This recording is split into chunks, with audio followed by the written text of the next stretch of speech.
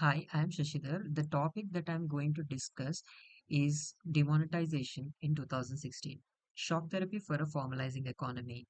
On November 8, 2016, the government of India announced one of the most disruptive monetary interventions in its history.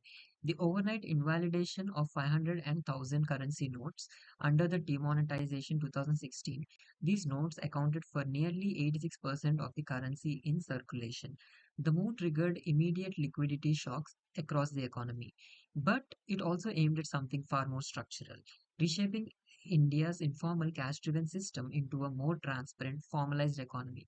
This raises a critical question for policymakers and business leaders alike. Can a sudden monetary shock accelerate long term structural reform?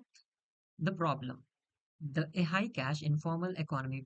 Before 2016, India's economy was characterized by 1. A large informal sector contributing nearly 45% of GDP, 2. Heavy reliance on cash transactions, limiting traceability, 3. Persistent challenges of black money, tax evasion, and counterfeit currency.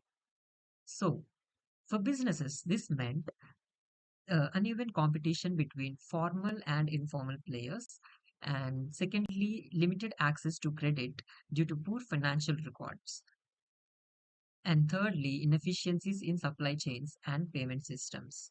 Overall, the absence of transaction transparency constrained both state capacity and market efficiency. Now, the policy intervention. A sudden currency withdrawal, demonetization, was designed as a shock intervention with three primary objectives. 1. Eliminate unaccounted wealth held in cash. 2. Disrupt counterfeit currency networks. And 3. Accelerate digital payments and financial formalization. The mechanism was simple but radical by passing law that says immediate invalidation of high denomination notes, gradual remonetization through new currency issuance, simultaneous push toward digital payment platforms. From a policy design perspective, demonetization represents a sharp break from gradualism intended to force behavioral change at scale. Measurable outcomes: short term disruption versus long term signals. Short term economic impacts are GDP growth slowed from 8% to 6.8% in subsequent quarters, and cash intensive sectors, real estate, construction, and MSMEs faced significant contraction. And thirdly, employment disruptions were particularly acute in the informal labor market. Financial system affects over 99% of demonetized currency returned to the banking system, raising questions about the extent of black money extinguished. So, however, bank deposits surged, improving liquidity and lowering interest rates temporarily. Now, let's see digital and formalization gains. A sharp increase in digital transactions, particularly via platforms linked to the Digital India program, and expansion of the tax base with higher income tax filings and in subsequent years, and greater expansion of formal financial sectors in small businesses. Now, the strategic interpretation is: did the shock deliver reform? Demonetization remained debated, but these are the ones which stand out. Behavioral shift versus policy precision. While the policy may not have subsequently reduced black wealth, it catalyzed a shift toward formal financial systems. Cost of disruption.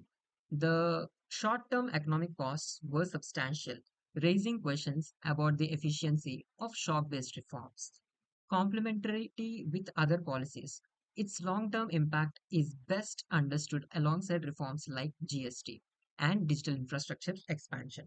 For managers, the episode underscores how policy shocks can rapidly alter market conditions, forcing firms to adapt their payment systems, compliance strategies, and customer engagement models. So now the conclusion. Lessons for policymakers and business leaders. Demonetization 2016 illustrates the trade-off between speed and stability in economic reform. While it did not fully achieve all its stated objectives, it succeeded in pushing India towards a more digitized and formalized economy. For policymakers, the lesson is clear. Structural reforms require institutional follow through, not just disruptive intent. For business leaders, agility in policy shocks is no longer optional. It is a core strategic capability in emerging markets like India.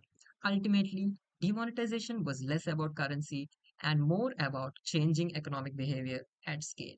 A bold experiment in usage policy as a lever for systemic transformation. Thank you.